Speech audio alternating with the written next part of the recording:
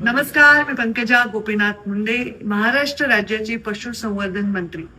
या खात्याच्या मंत्रिपदाचा भार स्वीकारल्यानंतर महाराष्ट्र सरकारने अत्यंत महत्वाची योजना सन्माननीय मुख्यमंत्र्यांच्या मार्गदर्शनाखाली करण्याचा निर्णय या बजेटमध्ये घेतलेला आहे.